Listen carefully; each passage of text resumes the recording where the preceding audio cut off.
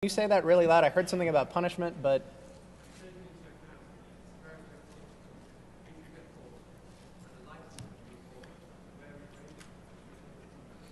good. So the question is, did we factor in anything about being caught, the potential for harm by government or by some sort of law enforcement agency?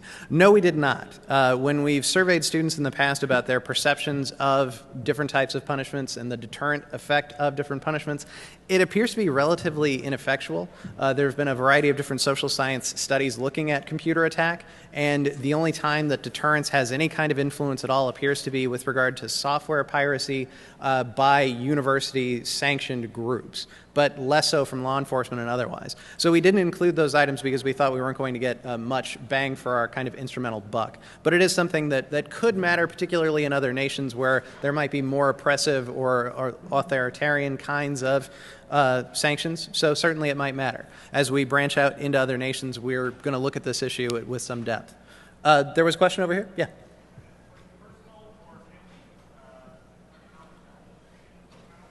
Was personal or family economic concerns built into this?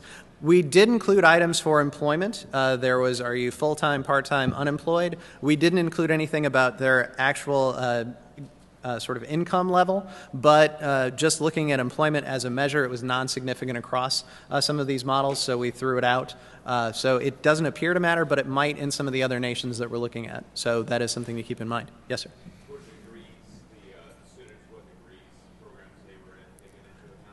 We did not control for degree program, although that is something that we're going to do when we look at some of the other nations, particularly because we're working with people in computer science and social sciences.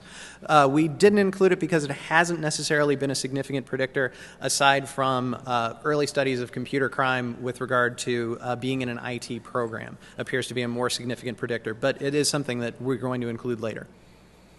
Yes, sir.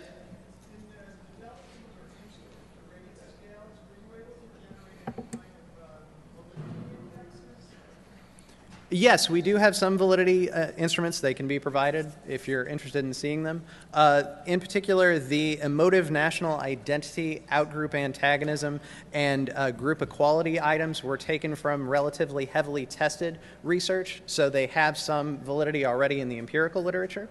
So we'd like to say that these are stable. The cybercrime measures that we've included are from different studies within criminal justice and criminology, and they have pretty high validity as well. Any other questions? Yes, ma'am.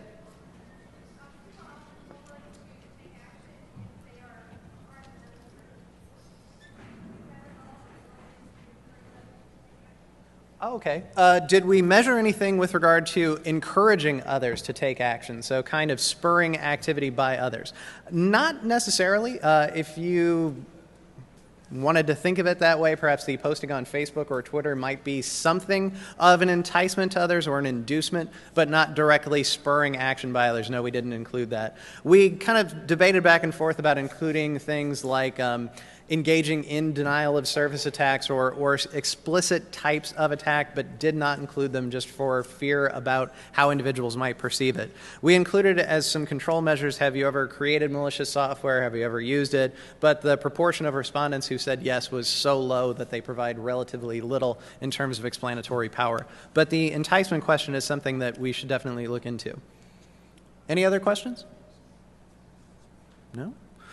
Well, good. Thank you all for coming. I hope it was interesting. Feel free to shoot us some emails if you need anything.